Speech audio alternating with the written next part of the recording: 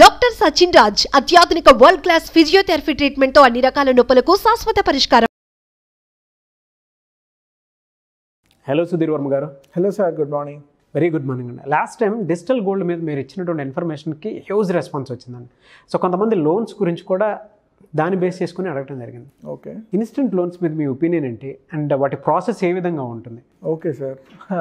జనరల్గా సార్ ఒక్క 10-15 years back కనుక చూసుకుంటే ఒక మనిషి లోన్ కావాలి అంటే బ్యాంక్కి వెళ్ళి క్రైటీరియా అంతా ఫిల్ చేసి అప్లికేషన్ ఫామ్ ఫిల్ చేసి మీ స్టేట్మెంట్లు లేదా మీది గవర్నమెంట్ జాబ్ అయితే కొంచెం సెక్యూర్గా షూరిటీ మీద ఇచ్చేవారు. బిజినెస్ లోన్స్ అనుకోండి, ఏదైనా మార్టగేజ్, ఇల్లు, ల్యాండో, కారో, బండో ఏదో అసెట్ తీసుకొని గోల్డో పెట్టి లోన్లు ఇస్తారు. జనరల్గా బ్యాంకింగ్ ప్రొసీజర్ ఏంటి సార్, మన దగ్గర డబ్బులు తీసుకొని మన అకౌంట్లో సేవ్ చేసి ఆ డబ్బుల్ని బయట వాళ్ళకి రుణాలకి ఇచ్చి మళ్ళీ ఇంట్రెస్ట్ కలెక్ట్ చేస్తారు. బ్యాంక్ చేసే పని చాలా సింపుల్గా, అది ఫస్ట్ థింగ్. సెకండ్ థింగ్, ఇది ఇప్పుడు చెప్పడానికి రీజన్ ఏంటంటే సార్, ఒకప్పుడు లోన్ ప్రాసెస్ అనేది చాలా కాంప్లికేటెడ్ సార్. అంటే వెళ్ళి కనీసం 4 రోజులు బ్యాంక్ చుట్టూ తిరిగితే తప్ప లోన్ రాని పరిస్థితి, వాట్ ఎవర్ ద రీజన్. ఈరోజు మార్కెట్లో more than 100 mobile applications, more than 100 mobile applications just మీరు డేటా ఫిల్ చేసి విత్ ఇన్ 2 minutes 3 minutesలో చెప్పేస్తుంది అసలు మీకు లోన్ ఎలిజిబిలిటీ ఉందా లేదా, లోన్ వస్తుందా రాదా అని. ఎలిజిబిలిటీ ఉంటే 1 dayలోనో 2 dayలోనో మీ అకౌంట్కి డబ్బులు కూడా వేసేస్తుంది, ఏ మార్టిగేజ్ లేకుండా. ఇవాళ మార్కెట్లో ఇన్స్టెంట్ లోన్ అనేది అంత ఎక్కువైంది. రీజన్ చూడండి, ఇప్పుడు ఒకప్పుడు క్రెడిట్ కార్డ్స్ ఉండేవి కాదు, క్రెడిట్ కార్డ్స్ వచ్చాయి. క్రెడిట్ కార్డ్ ఏం చేస్తుంది, ఏమీ లేకుండానే మీకు ముందు ₹1,00,000 5,00,000 మీ క్రెడిట్ కార్డ్ ఫిల్ చేసేస్తుంది, వాడుకోండి రా బాబు అని. ఎడిక్ట్ చేసేస్తుంది. అది సెకండరీ. వాళ్ళు తిరిగి ఎలా రీపే చేయించుకుంటారు, ఇంట్రెస్ట్లు ఎంత వేస్తారు అనేది సెకండరీ. ముందే ఏం చేస్తున్నారు, మీరు వాడుకోండి అని చెప్పి ముందే మీకు లోన్ ఇస్తున్నారు, ఏ అప్రూవల్ లేకుండా. జస్ట్ మీకు ఆల్రెడీ క్రెడిట్ కార్డు ఉన్నా సరిపోద్ది, లేదా ఒక 3 months పే స్లిప్స్లో అకౌంట్ స్టేట్మెంట్లు ఉన్నా సరిపోద్ది. వాళ్ళ క్రెడిట్ కార్డ్కి అంతకన్నా ప్రొసీజర్ లేదు. అవును. అంటే క్రెడిట్ కార్డ్ అనేది ఎవరికైనా ఇవాళ 99% ఎలిజిబిలిటీ కనిపిస్తుంది, సిబిల్ స్కోర్ ఒక్కటి కరెక్ట్గా ఉంటే సరిపోతుంది. సెకండ్ థింగ్, ఈ క్రెడిట్ కార్డ్కి ఏ అయితే ఎలిజిబిలిటీ క్రైటీరియా ఉంటుందో అదే ఎలిజిబిలిటీ క్రైటీరియాలో ఇవాళ మార్కెట్లో నెంబర్ ఆఫ్ మొబైల్ అప్లికేషన్స్ ఉన్నాయి. ఈ మొబైల్ అప్లికేషన్స్ అన్ని ఇన్స్టెంట్గా మీకు ఏ లోన్స్ కావాలంటే ఆ లోన్స్ ఇస్తున్నాయి సార్. 2 లక్షల నుంచి 5 లక్షల వరకు లోన్లు ఇస్తున్నాయి వాళ్ళు ప్రతి మొబైల్ యాప్ కూడా. వీడిని ఏంటంటే NBFCs రన్ చేస్తాయి. జనరల్గా బ్యాంకింగ్ సెగ్మెంట్ NBFC 2 ఉంటాయి, నాన్ బ్యాంకింగ్ ఫినాన్స్ కార్పొరేషన్స్ అని.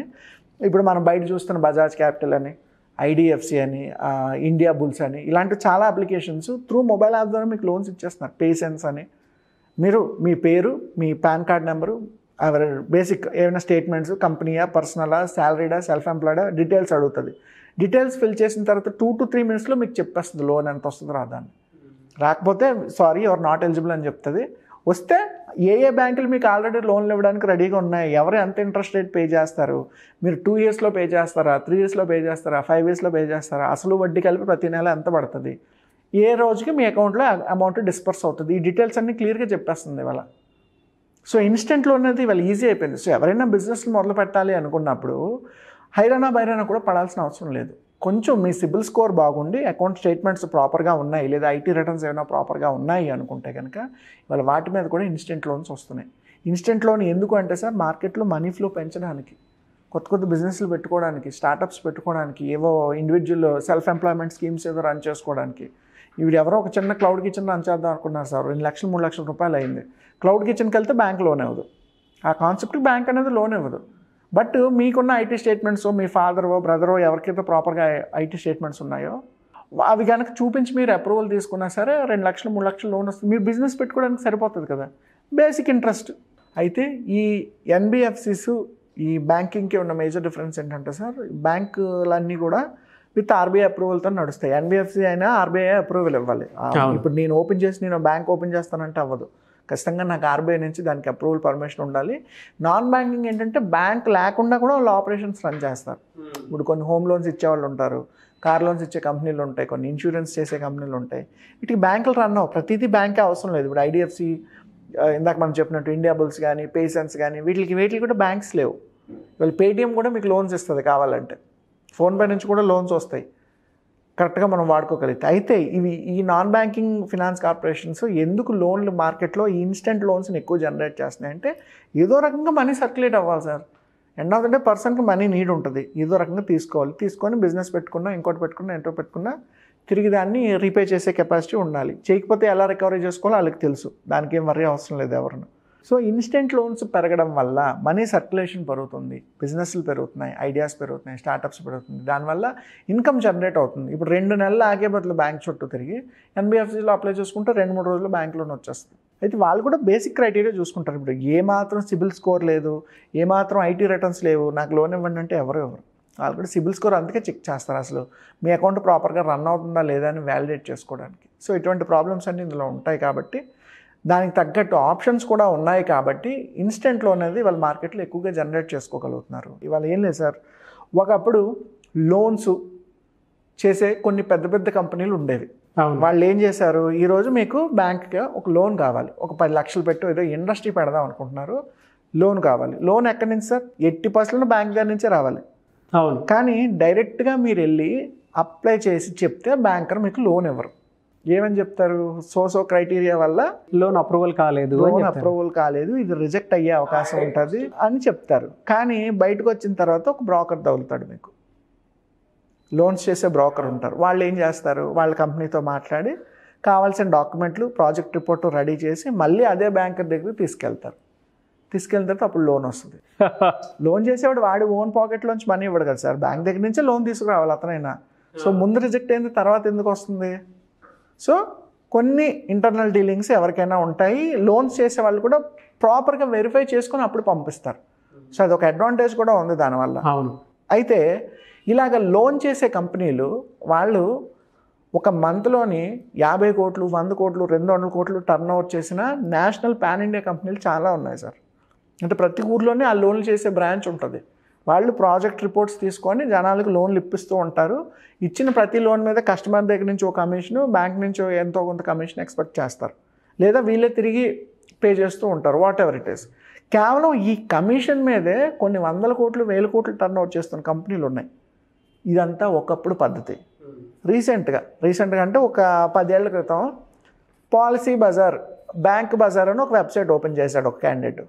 బ్యాంక్ బజార్ అనే వెబ్సైట్ ఓపెన్ చేసి అందులో మీ సిటీ ఏంటని అడుగుతుంది, మీ పేరు ఏంటి అడుగుతుంది, మీ జెండర్ అడుగుతుంది, మీ ఫుల్ నేమ్ ఎంటర్ చేయించుకుంటుంది, మీ పాన్ కార్డ్ నెంబర్ చెక్ చేస్తుంది, మీరు శాలరీడా సెల్ఫ్ ఎంప్లాయిడా చెక్ చేస్తుంది, ఏ ఆర్గనైజేషన్ చెక్ చేస్తుంది. ఒక 10-15 పాయింట్లు తీసుకొని 1 మినిట్లో చెప్పేస్తుంది మీకు లోన్ ఎంత వస్తుందో.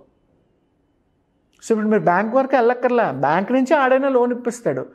ఏ బ్యాంక్లో మీకు లోన్ ఎలిజిబిలిటీ ఉంది, ఎంత అమౌంట్కి ఎలిజిబిలిటీ ఉంది, ఎవ్రీ మంత్ ఈఎంఐ ఎంత పడుతుంది, ఇంట్రెస్ట్ రేట్ ఎంత మీరు పే చేద్దాం అనుకుంటారు, అది కూడా మీకు ఫ్లెక్సిబిలిటీ.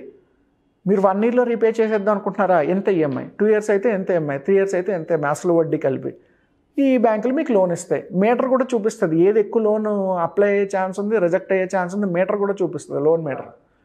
ఈ బ్యాంక్ బజారు, పాలసీ బజార్లో వచ్చిన తర్వాత ఈ సోకాల్డ్ లోన్ చేసే కంపెనీలు టర్న్ ఓవర్లు తగ్గిపోయాయి సార్. కారణం ఏంటంటే నువ్వు నాకు అవసరం లేదు, ఇవాళ నేను వెబ్సైట్లోనే యాప్లోనే చేయించేసుకుంటున్నాను, లోన్ చేయడానికి నీ మనిషి నువ్వు అవసరం లేదు అన్నప్పుడు, అంటే వీడి చుట్టూ తిరగాలి, మేనేజర్ చుట్టూ తిరగాలి, 2 నిమిషాలు ఇంటర్నెట్లో ముందు కూర్చుంటే సరిపోతుంది.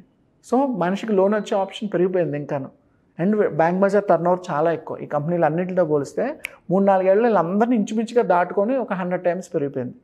వీళ్ళే ఏడాదికి ఒక 1000 కోట్లు టర్న్ ఓవర్ చేస్తే అది ఏం కాకుండా 10,000 కోట్లు 20 కోట్లు చేసేస్తుంది, ఏమీ కాకుండా. సో చూసారా ఎంత ఆప్షన్ ఉందో ఇందులో. సో ఈ ఇన్స్టెంట్ లోన్స్ అని చెప్పడానికి రీజన్ ఏంటంటే మార్కెట్లో ఎన్ని ఆప్షన్స్ ఉన్నాయి, ముందు తెలుసుకోండి, సెర్చ్ చేయండి. నేను చెప్పాను కదా, మోర్ దెన్ 100 మొబైల్ అప్లికేషన్స్ ఇన్స్టెంట్గా 2 లక్షల నుంచి 5 లక్షల లోన్లు ఇస్తాయి సార్. ఈ బ్యాంక్ బజార్, పాలసీ బజార్ లాంటి వెబ్సైట్స్ 10-15 ఉంటాయి, వాళ్ళు కూడా ఇన్స్టెంట్గా లోన్ ఇవ్వడానికి రెడీగా ఉన్నారు. మీకు ఒకటి కావాలనుకున్నప్పుడు సెర్చ్ చేయండి ఆ ఇన్ఫర్మేషన్. ఏది రైట్ ఇన్ఫర్మేషన్ కొంతమంది కావాలనుకుంటారు, దానికి మీ కన్సల్టేషన్ తీసుకుంటారు. ఇప్పుడు జనరల్గా మన దగ్గరికి ప్రాజెక్ట్ రిపోర్ట్స్, బిజినెస్ సెటప్స్ వస్తాయి.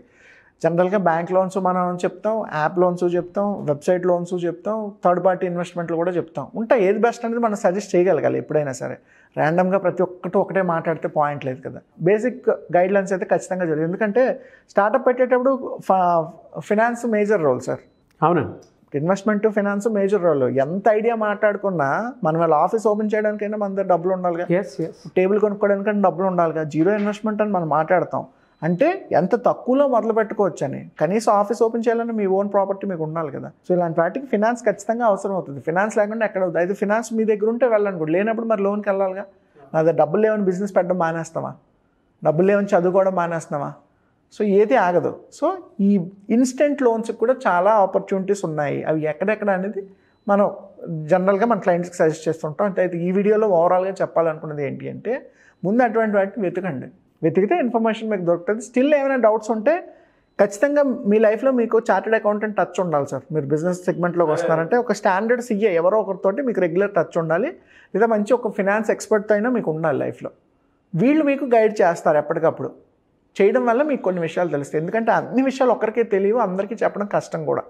సో ఒక ఇద్దరు ఎక్స్పర్ట్స్ని పెట్టుకున్నాం, ఒక లాయర్తో కూడా ఎప్పుడు టచ్లో ఉండాలి సార్. బిజినెస్లో ఉన్నప్పుడు కొన్ని లీగల్ ఇష్యూస్ కూడా వస్తూ ఉంటాయి కాబట్టి వీళ్ళు ముగ్గురితో మనం టచ్లో ఉంటే బిజినెస్ అనేది ఈజీ అవుతుంది. సో ఇలాంటి డౌట్స్ ఇన్ఫర్మేషన్ కోసం మీ చార్టెడ్ అకౌంటెంట్ని లేదా ఫినాన్స్ మేనేజర్స్ని అడగొచ్చు, మనల్ని అయినా కాంటాక్ట్ చేయొచ్చు. థ్యాంక్ యూ సో మచ్ అండి.